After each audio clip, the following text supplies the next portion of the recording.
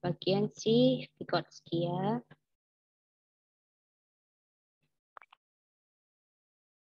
Oke, silakan dihidupkan videonya. Dengar suara Miss?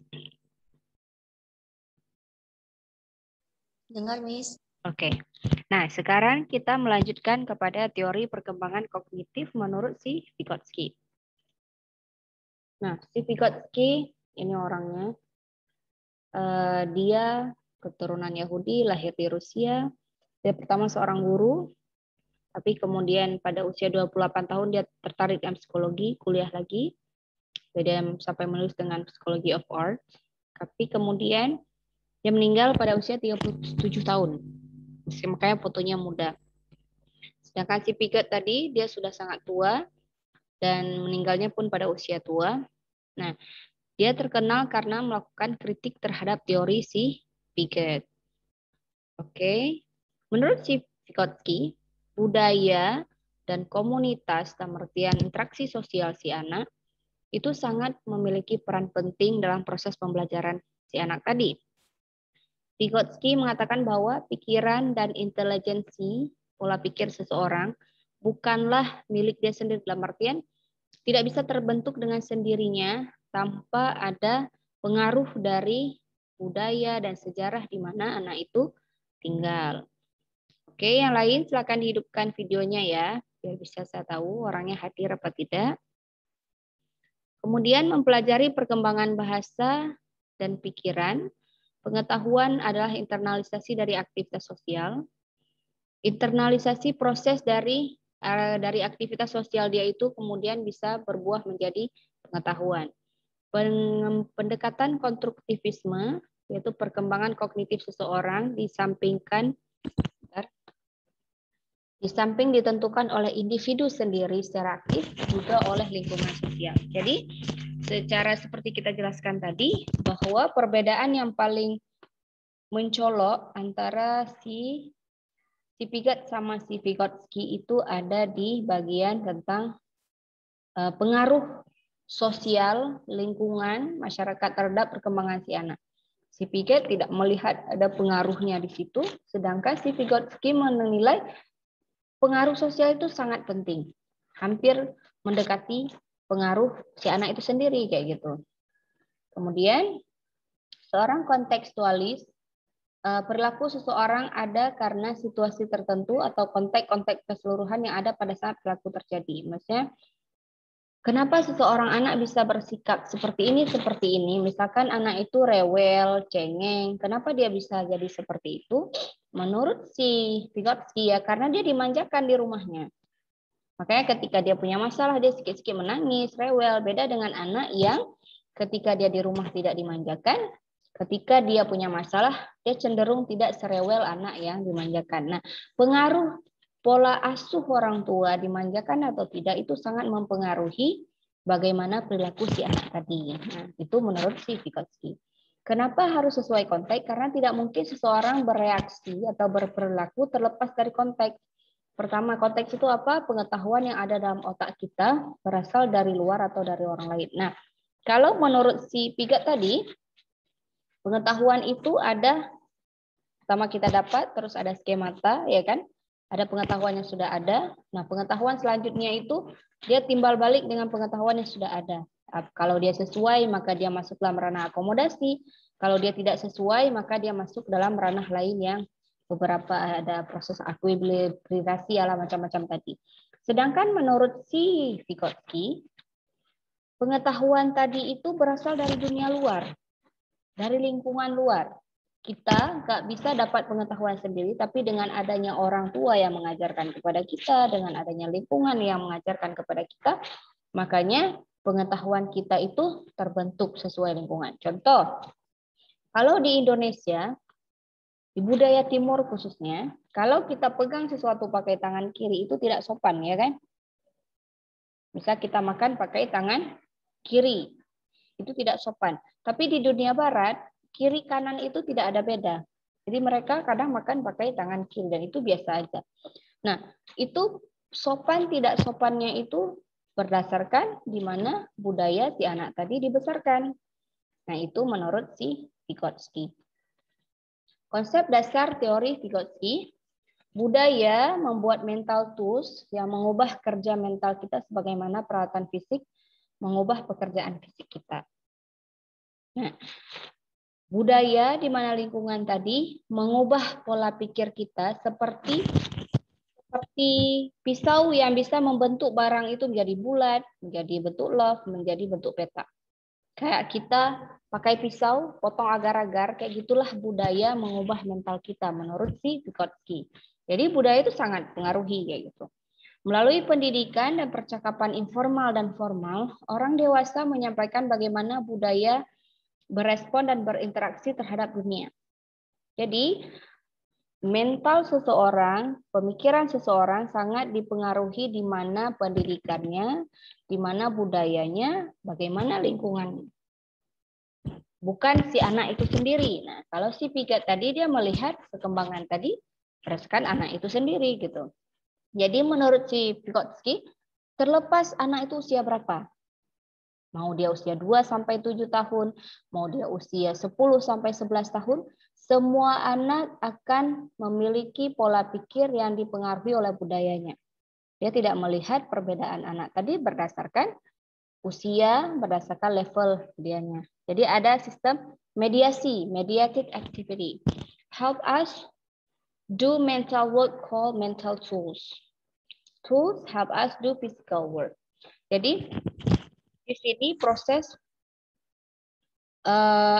sesuatu pola pikir dalam perkembangan kognitif menurut Vygotsky itu berkembang seperti ini.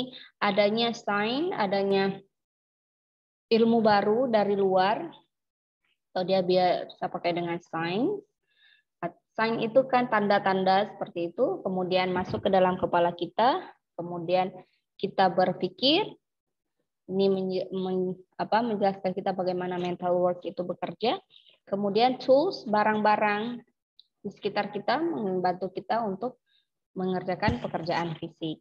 Kemudian zone of proximal development atau ZPD. Ini istilah yang ditemukan oleh Vygotsky, yaitu tingkat perkembangan sesungguhnya yang didefinisikan sebagai kemampuan memecahkan masalah secara mandiri, dan tingkat perkembangan potensial yang didefinisikan sebagai kemampuan pemecahan masalah di bawah bimbingan orang dewasa atau teman sebaya yang lebih mampu.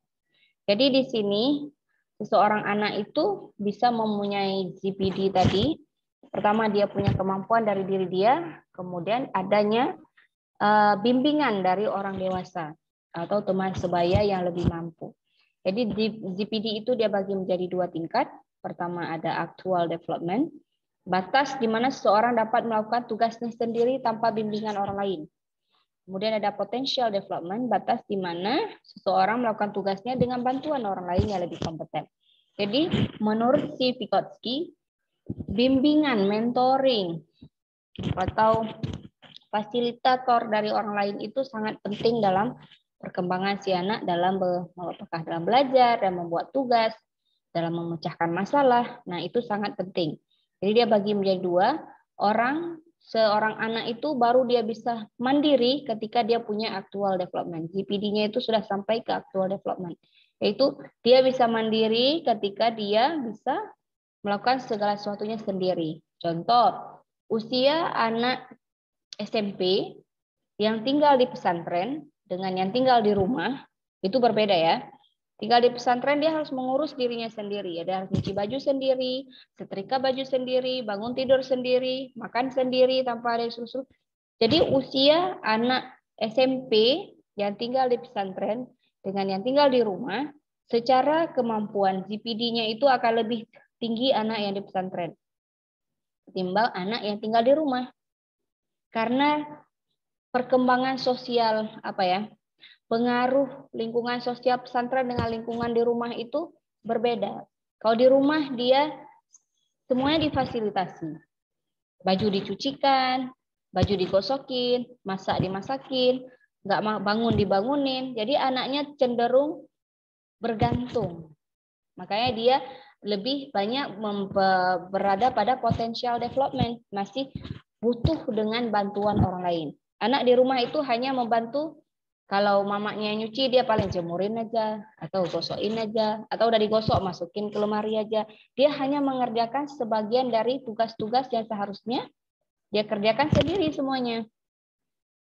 Sedangkan untuk anak yang di pesantren dia harus mengerjakan semuanya sendiri. Otomatis mungkin kelas 1 dia akan kelakaban, nggak bisa mengerjakan. Kelas 2 mulai lebih mandiri. Kelas 3 otomatis dia udah sangat mandiri. Udah tahu walaupun dia sibuk, kapan dia harus nyuci baju, kapan dia harus jemur baju, kapan dia belajar, kapan dia tidur, kapan dia bangun, dia sudah bisa mengelola hidupnya sendiri. Makanya dia banyak berada pada actual development. Kemudian ada interaction. Nah, ini contoh teacher atau parent. Nah, ini zone of proximal development. Ini zonanya. Ini yang bulat-bulat ini istilahnya pola bagan bagaimana sebuah pengetahuan itu didapatkan oleh anak-anak menurut Vygotsky. Ini si anaknya, ini gurunya, ini proses interaksinya. Nah, jadi yang bulat-bulat pertama ini adalah task not yet in the learner's repertoire or abilities. Ini yang bulat-bulatnya banyak ini adalah yang si anak belum mampu mengerjakan. Ini yang nggak ada bulat-bulatnya, task at the limit of the learner's ability. Kemampuan yang batas akhir. Kalau di sini dia yang bulat-bulat satu nih yang sudah mampu dia kerjakan. Ini batas akhir si anak mampu. Di sini dia belum mampu sama sekali. Nah, di sini kemampuan dia, learner task-nya. Jadi gini, contoh kalau kita bayangkan, ini seperti kita memasak. Ini bayangkan anak SD. Di sini adalah dia bisa memasak air atau bisa merebus telur. Ini tugas yang bisa dia kerjakan. Dia bisa tahu kapan harus mematikan airnya, bagaimana cara merebus telurnya. Kenapa ya? Rebus telur kan mudah. Sedangkan maksimal di sini apa? Paling maksimal dia bisa bikin di sini masak Indomie, rebus Indomie. Pakai rebus, taruh bumbunya, kapan harus diangkat. Itu udah batas dia maksimal. Di sini apa? Masak kuah air yang ada wortelnya, ada jagungnya, ada pakai daun sopnya, ada pakai yang lain-lainnya. Nah, ini dia belum mampu. Jadi di sini ada tugas yang dia sudah mampu, ada batas akhir dia, dan ada yang terakhir adalah yang dia belum mampu. Jadi menurut si Vygotsky, tugas gurunya ini adalah membantu si anak untuk mengerjakan batas yang dia belum mampu ini supaya dibantu. Contoh tadi, dia kalau disuruh masak kuah air yang berbagai macam ragam itu tidak bisa. Jadi yang pertama apa? Disuruh dulu kupas-kupas bawang dulu, disuruh kupas wortel dulu, kupas kentang dulu. Hari ini dia suruh kupas-kupas saja. Besok dia suruh taruh air, taruh bawangnya dalam sayur-sayurnya dalam kompor. Besoknya lagi disuruh taruh garam. Sampai pada akhirnya dia sudah tahu step-step cara memasak kuah sop yang ada berbagai macam ragam sayur tadi adalah seperti ini. Jadi tugas si orang dewasa tadi memberikan bantuan sementara tapi bukan bantuan terus-menerus. Karena kalau diberikan bantuan terus-menerus maka dia tidak akan mencapai bagian yang pada akhirnya dia bisa mengerjakan sendiri. Tapi bantuan sementara hari ini dikasih seperti ini, kalau dia udah bisa besok bantuan itu ditarik. Contoh dalam mencuci baju. Hari ini dia diajarkan dulu bagaimana cara menyabun baju, tapi yang sabun orang tuanya, dia suruh lihat dulu. Besok dia disuruh sabun sendiri. Tapi di bawah pantauan orang tua. Besoknya lagi disuruh sabun sendiri nggak dipantau lagi. Nah itu kan dukungannya itu ditarik perlahan-lahan. Itu namanya scaffolding approach. Scaffolding approach untuk fasilitas atau bimbingan ya. Nah ini tahapan ZPD pertama.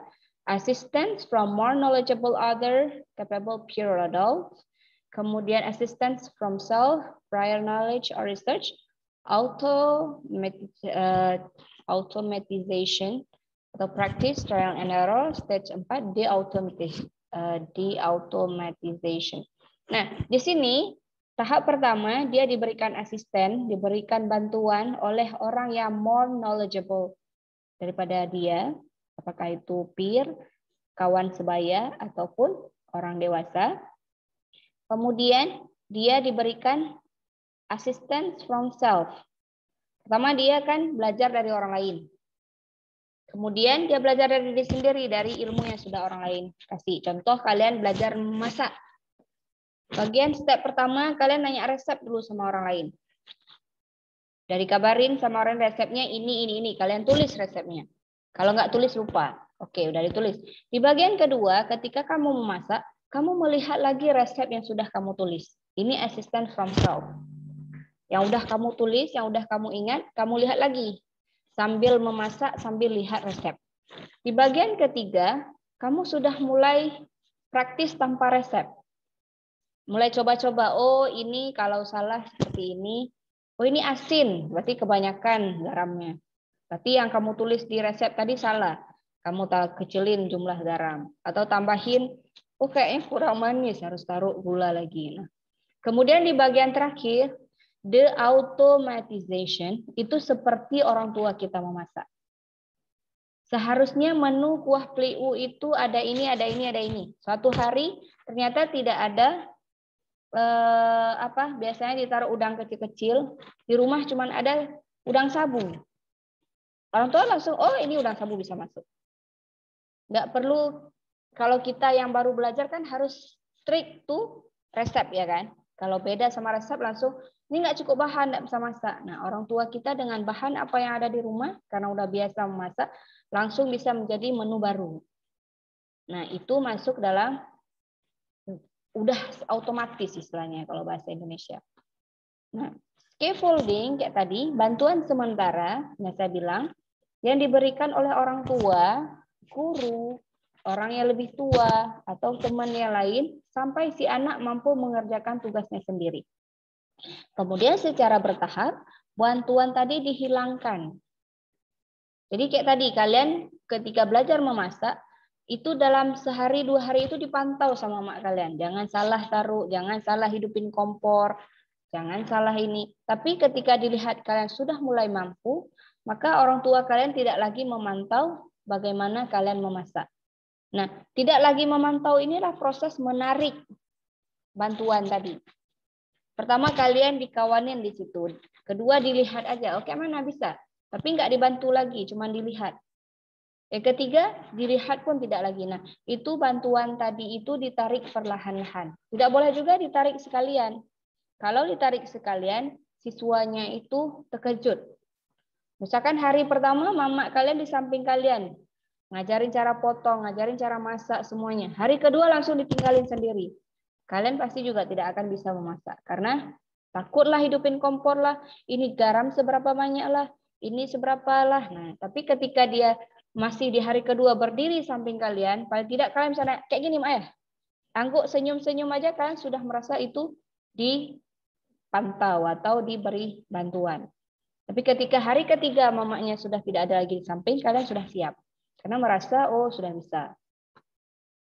Nah, Piaget theory of the relationship between thought and language. Ini punya teori si Piaget. Yaitu ada autistic thought, incoherent speech, ada egocentric, ada formal thought. Active interaction with the environment and the process of equilibration. Nah, equilibration tadi proses yang kita udah bahas. Ada skema ilmu yang udah dapat, kemudian ditambah dengan ilmu baru, prosesnya seperti apa. Nah, di sini ada yang 3, autistik, anak autis, dia tidak bisa menyampaikan speech-nya itu dengan benar karena dia ada masalah dengan pikirannya. Ada autis itu kan kesalahan sih? Sama kayak penyakit psikologi, penyakit keterlambatan belajar istilahnya. Kalau bahasa Indonesia, kalau bahasa ini learning disorder, kayak gitulah. Nah, dia nggak bisa berbicara dengan koheren. Memang seperti itu. Dia akan ngomong itu terus, nggak bisa timbal balik. Itu anak autis. Kalau egosentrik, anak kecil, dia egocentric speech. Semuanya berpusat pada dia. Semua aku. Saya bisa kayak gini, saya bisa kayak gitu. Dia nggak bisa memahami orang lain. Sedangkan formal thought yang kayak kita bahas tadi ada socialized speech. Ketika kita sudah bisa berbicara dengan interaksi. Nah, ini versi si Piaget berdasarkan perkembangan bahasanya. Nah, ini punya Vygotsky. Vygotsky Theory of the Relationship Between Thought and Language. Jadi kalau tadi punya si Piaget, anak-anak itu berdiri sendiri kan? Memang dianya, kalau dia autis, memang nggak akan bisa ngomong. Walaupun dia dikasih interaksi bagaimanapun. Anak egosentrik, anak kecil juga tidak akan bisa memahami orang lain. Karena memang dia masa egosentris. Secara formal, baru dia bisa socialize speech. Padahal, kalau menurut si Vygotsky, ada juga kan, kalian merasa nggak ada kawan seusia kalian yang masih ego, yang nggak bisa berbicara, maksudnya ketika kita berdiskusi dengan dia, tidak ada masa dia dengar kita, tapi kita terus-terus yang harus mendengar dia. Pernah nggak jumpa teman seperti itu? Pernah. Oke, nah itu sangat dipengaruhi dengan pola didik dia di rumah. Mungkin dia anak satu-satunya di rumah, atau anak perempuan satu-satunya. Sehingga apa? Dia sering lebih diutamakan ketimbang orang lain. Jadi dia melihat dirinya lah yang utama. Makanya sampai besar dia masih pola bicaranya seperti egosentris. Nah, kalau menurut si Vygotsky, ini ada pre-speech, ada pre-thought, ada social speech, ini ada egocentric, terus ada inner speech. Nah, participation in socio-cultural activities. Formal thought is internalized language. Ini ya, formal thought. Language comes from society, hence then the mind is a product of society. Jadi gini, menurut si Vygotsky, dia kebalik. Pertama kita dapat dulu dari social speech. Kita dengar dulu orang lain ngomong. Kita lihat dulu bagaimana orang tua kita berbicara, cara menyambut tamu, dan sebagainya. Kemudian masuk ke dalam egocentric speech. Masuk ke dalam gaya bahasa kita berbicara. Kalau di rumah yang biasanya suka maki-maki. Contohlah, bos, misalkan di budaya Batak ya, yang pakai aku kau. Nah, mereka memang budaya berbicara seperti itu. Bukan berarti mereka kasar, tapi memang pola memanggil, panggilan, sapaannya memang seperti itu. Otomatis dia menerima cara bacanya menjadi aku kau. Kemudian dari ketika dia udah dapat egocentrik tadi, masuk ke inner speech, masuk ke pola kebiasaan, pola otomatis. Sehingga apa? Ketika dia datang ke Aceh, misalkan dia berasal dari Batak, terus tinggal datang ke Aceh, terkejut dia. Kenapa? Ketika dia bilang aku kau, malah kawan-kawannya marah. Kok kasar kali kamu ngomong? Nah, disinilah nanti kemudian akan ada perubahan lagi, balik ke social speech lagi. Oh, ternyata pola bicara aku kau itu tidak boleh sembarangan dipakai di budaya Aceh. Karena itu dihitung kasar. Dia akan mulai lagi, dirubah lagi di sini. Dia harus menimbang-nimbang kapan pakai pola aku kau, kapan pakai kamu, saya, dan sebagainya. Nah, intinya menurut si Vygotsky, bahasa tadi itu, pemikiran tadi itu dia dapat dari sosial.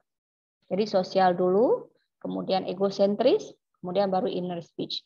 Inner speech ini itu adalah hasil akhir yang sudah dia serap dalam proses pembelajaran dia. Nah, kemampuan berpikir dan internasi bahasa, ada outer speech, bahasa yang didengar anak, inner speech, bahasa yang ada di kepala anak, sumber berpikir ada dalam perkembangan biologis, sedangkan sumber bicara ada pada lingkungan sosial. Berbeda asal tapi sifatnya dui tunggal. Nah gini, menurut si Vygotsky, untuk berpikir, kepala kita itu kan biologis. Kepala anak kecil tuh mungkin masih belum berkembang banyak, dendrit-dendritnya masih sedikit. Kemudian kepala orang dewasa sudah banyak dendritnya. Nah itu sumber berpikir kita itu kepala adalah perkembangan biologis yang beda dari usia. Ini akan sesuai dengan perkembangan si Piaget bilang bahwa usia 2 sampai 7 tahun dia bisa berpikir ini dan itu. Sedangkan untuk sumber bicara, apa yang harus dibicarakan oleh seorang anak itu dia dapatnya dari lingkungan sosial. Jadi kalau dia tinggal di Aceh, maka yang akan dia jadikan bahasa pertama dia bahasa Aceh. Karena itu yang dia dengar. Kalau dia tinggal di Medan, kalau dia tinggal di keluarga Jawa, maka bahasa pertama yang dia terima adalah bahasa Jawa. Jadi menurut Vygotsky, sumber bicara itu ada pada lingkungan sosial. Oke, interaksionis sosial. Jadi kebutuhan untuk berkomunikasi dengan orang lain merupakan suatu kecenderungan alamiah anak-anak. Jadi kalau ada anak-anak yang tidak mau berinteraksi dengan orang lain, berarti ada sesuatu yang berbeda dengan diri dia. Apakah terlalu introvert sehingga dia mengurung diri? Nah, tapi secara umum semua anak-anak suka berinteraksi dengan anak-anak lain dan dengan orang lain. Menurut penelitian si Golden Meadow ini, anak-anak tunarungu memiliki kebutuhan berkomunikasi yang sangat kuat sehingga kemudian mengembangkan bahasa isyarat dari mereka sendiri semenjak dini. Tunarungu itu kan dia nggak bisa dengar, tapi dia tetap ingin berkomunikasi. Sehingga bahasa isyarat dia, walaupun bahasa isyarat itu sama kayak bahasa Indonesia, ada yang bakunya, yang bisa kita pelajari. Oh kalau gini, maknanya ini. Tapi bagi anak-anak yang tidak sekolah untuk belajar bahasa isyarat yang baku tadi, dia membentuk bahasa isyaratnya sendiri, yang bisa dia pahami dan yang bisa dipahami oleh keluarganya. Kemudian, awalnya hanya gerakan-gerakan khusus sederhana seperti tanda-tanda untuk makan. Setelah 4 tahun, mengembangkan pola gerak isyarat yang kompleks sehingga paralel dengan pola-pola kata pada anak-anak yang bukan tunarungu. Dan ini unik dan tidak ditiru, tidak meniru ibunya. Maksudnya gini, di bawah 4 tahun dia ikut gerakan-gerakan ibunya, gerakan keluarganya untuk bisa bercakap. Ini anak tunarungu ya, yang nggak bisa ngomong. Tapi pada usia 4 tahun, dia akan membentuk pola komunikasi tersendiri. Mungkin kita yang tidak terbiasa hidup dengan orang tunarungu mungkin susah memahami. Tapi saya punya teman, mungkin 2 tahun di atas saya, dia tunarungu. Nah, pada usia kita SD, dia sudah mulai bisa berbicara dengan bahasa dia sendiri yang isyarat tadi, dan kita paham, karena kita sudah sering dengan dia. Dan itu tidak bisa ditiru oleh orang lain. Maksudnya, kita nemu istilah itu dari dia. Oh, kalau kayak gini gerakannya maksudnya ini gitu. Itu dari dia aja. Nah, perkembangan keterampilan memperoleh informasi, sensory register. Ini yang bagian pertama, sensori. Jika orang dewasa mengingat hal lebih banyak dari anak, karena orang dewasa melakukan strategi khusus sedangkan anak tidak. Ini untuk menyimpan informasi. Kemudian ada perhatian selektif. Anak-anak kurang dapat mengontrol perhatian mereka, mudah kacau dan kurang fleksibel dalam menentukan mana informasi yang relevan dan mana yang tidak. Ini hampir mirip juga dengan Piaget tadi kan, 2-7 tahun dia tidak bisa fokus. Sehingga dia informasi yang dia serap itu tidak bisa penuh karena sekali kemari, sekali ke sana. Kemudian perhatian terhadap wajah.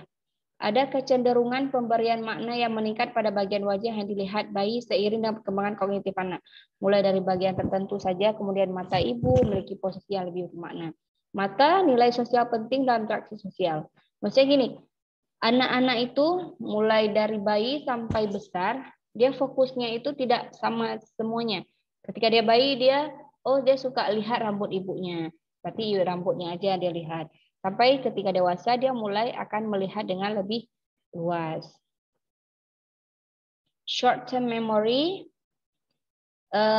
ini rehearsal, semakin bertambah usia anak, maka ia akan semakin menunjukkan primary effect, efek untuk urutan pertama, dan artian anak yang lebih tua dapat mengingat lebih baik dibandingkan anak yang lebih muda.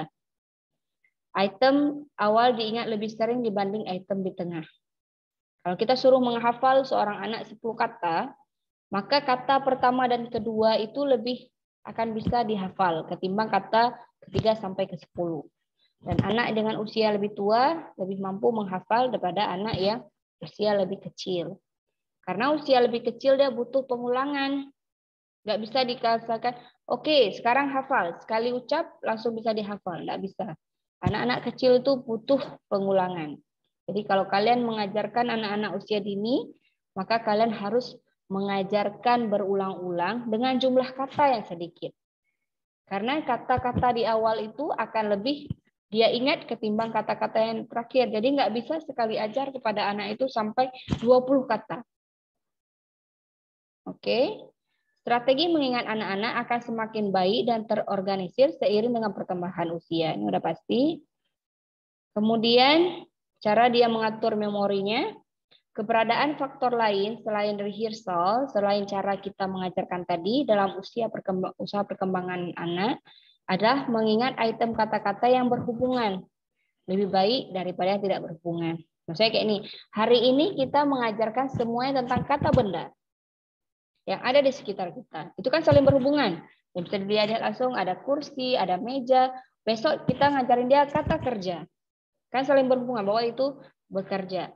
Ketika kita mengajarkan sesuatu yang saling berhubungan atau kata-kata yang berhubungan, itu lebih mudah dia hafal, dia ingat, ketimbang dalam satu hari kita mengajarkan 10 kata, di situ ada kata kerja, di situ ada kata sifat, di situ ada kata benda, di situ ada kata yang beragam. Itu susah dia cerna. Tapi kalau hari ini kita belajar tentang kata sifat semua. Cantik, jelek, panjang, tinggi. Nah, itu lebih mudah dia pahami. Kemudian perbedaan teori Vygotsky dan Piaget. Sedikit lagi kita akan bahas bahwa teori si Piaget dia perkembangan mendahului pembelajaran. Dengan kata lain, kognisi atau perkembangan pengetahuan dia itu berkembang sebelum jenis-jenis pembelajaran tersebut terjadi. Dalam artian menurut dia, pola kemampuan anak itu memang kayak gitu fitrahnya. Usia 2-7 tahun, dia seharusnya bisa seperti itu, walaupun tidak diajarkan. Walaupun tidak ada proses pembelajaran di situ. Anak tetap akan mampu seperti itu. Itu menurut si Piaget. Sedangkan Vygotsky, pembelajaran mendahului perkembangan. Kalau dia tidak diajarkan, maka anak tadi nggak akan berkembang.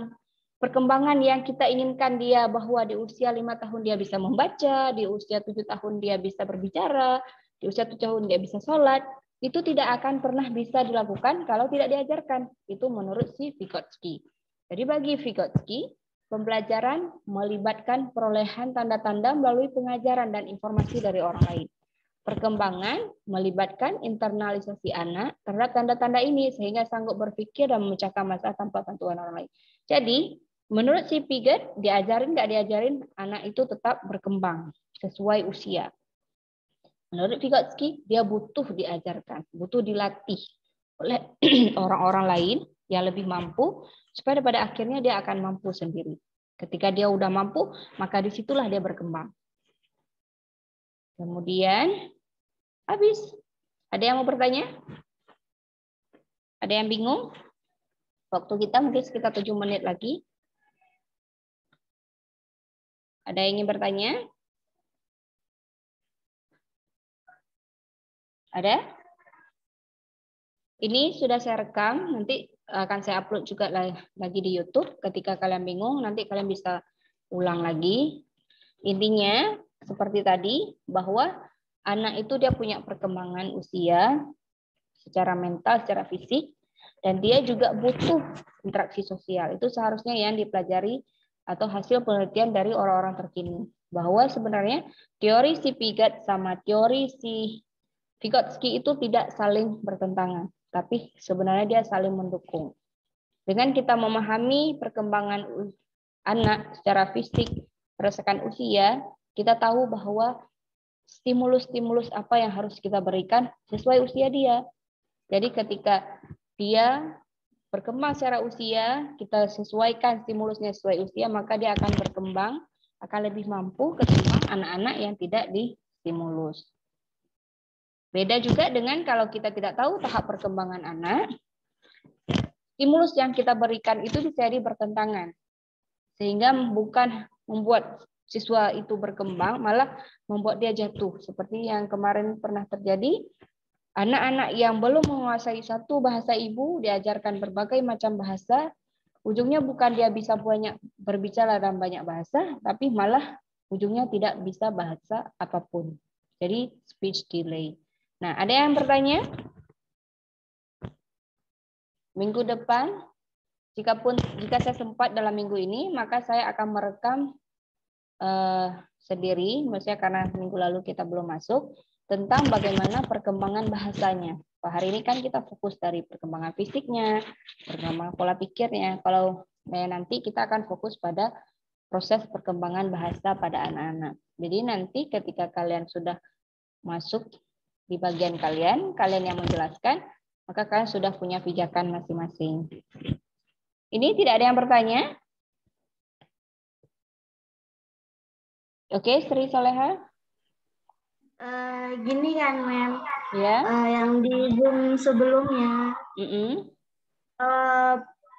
Tadi Mem menjelaskan kalau anak itu sebelum usia 7 tahun tidak boleh diajari membaca atau menghitung, gitu kan, Mem? Itu menurut beberapa ahli PAUD, iya. Terus? Ya, tapi kan saya sering melihat gitu, Mem, acara di siaran TV. Anak-anak artis itu banyak yang usia dini itu udah diajari membaca gitu. Itu ada nggak, Mem, dampak buruk bagi anak itu kalau diajari sejak dini gitu?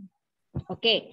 Nah, dampak buruknya itu sama kayak contoh gini, anak-anak itu secara kemampuan matanya itu contoh, dia tidak bisa melihat pergerakan gambar yang cepat. Jadi kalau kalian kasih video, film, misalkan film Upin yang cepat gerak gambarnya itu, dia bisa jadi ada terjadinya kerusakan pada mata.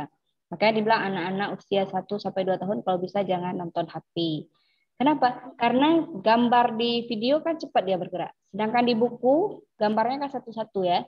Satu lembar kita gerakin cepat. Nah, itu sama dengan belajar membaca. Jika dia belum usianya, kita lihat juga sebenarnya itu patokan menurut ahli. Kebanyakan anak seperti itu. Tapi ada anak yang usia 5 tahun, 4 tahun dia sudah suka. Dia sudah ingin membaca. Itu mungkin bisa diajarkan dengan usia dia. Apakah hari ini dikenalin pakai lagu, kayak lagu ABCD, hari ini dikenalin kata-katanya dulu, atau sekarang lagi ngetren pembelajaran tahfiz. Nah, bisa dengan diputar murattal, tapi tidak dia dipaksakan membaca. Karena jika dia dipaksakan, itu bisa jadi adanya kerusakan. Kayak gini, kayak mesin ini hanya mampu printer contoh. Printer ada yang mampu mengeprint 10 lembar per hari. Ada yang mampu mengeprint 100 lembar per hari. Beda ya? Ketika printer yang mampu mengeprint 10 lembar per hari, misalnya Canon yang murah-murah itu, kalian pakai untuk mengeprint tesis yang ratusan lembar dalam satu hari, apa yang terjadi? Rusak, besok nggak bisa pakai lagi. Harus bawa ke tempat servis. Sedangkan Epson yang kualitasnya tinggi, dia bisa kalian pakai untuk mengeprint sampai ratusan lembar, maka tidak masalah. Nah, itu juga yang terjadi dengan anak-anak. Jadi, makanya sekarang kalau sekolahnya bagus, dalam artian PAUD TK-nya sesuai dengan keilmuan, guru-gurunya diajarkan, itu yang saya pahami, mereka tidak diajarkan membaca. Tidak diajarkan membaca, mengeja A, B, C, D, A, tambah B ini enggak. Tapi dia dikenalkan pembelajaran membaca itu dalam permainan, anak-anak suruh menggambar, suruh sambil bernyanyi. Jadi anak-anak tadi tidak merasa sedang belajar membaca. Karena bisa jadi jika kepalanya terlalu lelah, dia bisa jadi resisten, maksudnya malas belajar. Ujungnya dia nggak mau belajar lagi. Sedangkan dia usia TK itu adalah usia bermain. Usia dia diajarkan tentang keterampilan, tentang perilaku, sopan santun, tentang life skill, bukan tentang kognitif dia. SD adalah masa untuk mulai diajarkan tentang kognitif. Sehingga jika itu ditukar, di TK dia diajarkan kognitif, dipaksa membaca, dipaksa berhitung, ketika dia SD, dia nggak mau belajar lagi. Dia menjadi putus asa, dia menjadi bosan. Ujungnya apa? Keterampilan yang seharusnya diajarkan di TK yaitu sopan santun, cara berjalan, cara makan, cara buka baju sendiri, itu dia tidak dapat. Membaca dan menulis pun dia tidak dapat.